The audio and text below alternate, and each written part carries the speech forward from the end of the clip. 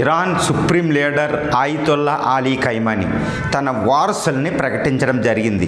ఎందుకు ఆయన బ్రతికుండగానే ఇరాన్లో ఎందుకు ఆయన వారసుల్ని ప్రకటిస్తున్నాడు అంటే, ఇప్పుడు ఇజ్రాయిల్ యొక్క మొసాదు బెంజమిన్ నేతృత్వంలో, అదేవిధంగా అమెరికన్ సిఐఏ తన స్పెషల్ ఫోర్సెస్ ద్వారా ఆయితొల్లా అలీ ఖైమానీని అసాసినేషన్ హత్య చేయడానికి ప్రయత్నిస్తున్నాయని తెలుస్తుంది.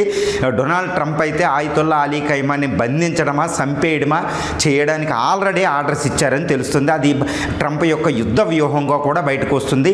కాబట్టి ఆయితొల్లా అలీ ఖైమానీ నేను చనిపోయినా కానీ ఇస్లామిక్ రాజ్యం, ఇస్లామిక్ రెజైమ్ అనేది ట్రంప్ ఆశిస్తున్నట్టు పోకూడదు. కాబట్టి ఎట్టి పరిస్థితుల్లో ఆయితొల్లా అలీ ఖైమానీ అని నేను చంపబడ్డా, వీరమరణం పొందిన నా సక్సెసర్స్ ఇరాన్ని పరిపాలించాలి అనుకుంటూ ఆయన తన సక్సెసర్స్ వారసులు లైన్ ఆఫ్ సక్సెషన్ ఆయన ప్రకటించినట్టు తెలుస్తుంది. అందులో ఆయన కొడుకు ముస్తాజా అనే ఆయన అతిపెద్ద సక్సెసర్గా ఉన్నాడు. కానీ ఇప్పుడు ఆయన ఇరాన్లో లేడు, రష్యాలోనూ చైనాలోనూ తలదాచుకున్నట్టు తెలుస్తుంది. ఎందుకంటే ఆయన్ని బ్రతికి ఉండేటట్టు చేయడమే ఇరాన్ యొక్క ముఖ్య లక్ష్యంగా తెలుస్తుంది.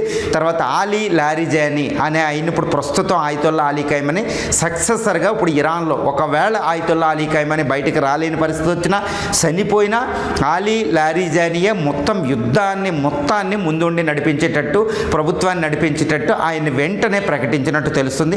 అమెరికా, ఇజ్రాయెల్ కూడా ఆయన కూడా టార్గెట్ చేస్తున్నాయి. తర్వాత ఐఆర్జీసీ, తర్వాత ఇరానియన్ ఆర్మీ, ఇరానియన్ ప్రభుత్వంలో ఇంకా తెలియని ఎంతోమందిని సక్సెసర్గా చాలా సీక్రెట్గా ఉంచినట్టు తెలుస్తుంది.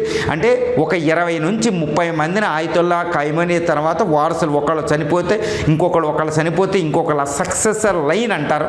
ఈ వారసత్వ ఒక లైన్నే ఆయన తయారు చేసి పెట్టారు. కాబట్టి ఒకవేళ అమెరికా, ఎందుకంటే అమెరికా ఆశయం ఏంటి, ట్రంప్ ఆశయం ఏంటంటే ఆయితొల్లా అలీ ఖైమానీ చంపేసి అక్కడ రిజైమ్ చేయడం, ప్రభుత్వాన్ని మార్చేయడం అనమాట. కాబట్టి ఈ వారసులు ఎలా ఉన్నప్పుడు ఆ యొక్క ట్రంప్ ఫలితం అనే ట్రంప్ ఆశయం అని సిద్ధించదు. కాబట్టి ఇప్పుడు ట్రంప్కి ఇది చాలా నిరాశ కలిగించే ఒక విషయం. ఎందుకంటే ఆయితొల్లా అలీ ఖైమానీ నేను చనిపోతే ఇంకొకళ్ళు నాకున్నారు, అతను చనిపోతే ఇంకొకళ్ళు, అతను చనిపోతే ఇంకొకళ్ళు అంటూ ఇరానియన్ ఇస్లామిక్ రాజ్యం యొక్క వారసుల ఎంపిక ఆయన చేసినట్టు తెలుస్తుంది. ఏదేమైనప్పటికీ ట్రంప్ ఇప్పుడు యుద్ధానికి ఉరకలెత్తుతున్నాడు. ఏ గంటలోనైనా ఇరాన్ మీద భయానకమైన దాడికి ఆయన పూనుకోలే అవకాశం ఉంది. కాబట్టి ఇరాన్ అన్ని విధాలుగా తన వారసుల ఎంపికతో ఇప్పుడు ఒకవేళ ఇప్పుడు అమెరికా ఆశిస్తున్నట్టు ఇరానియన్ని నాశనం చేయడమే కాదండి, ఈ యొక్క కీలకమైన వ్యక్తులను చంపేయడమే అమెరికా వ్యూహంగా, ఇజ్రాయెల్ వ్యూహంగా ఉంది. కాబట్టి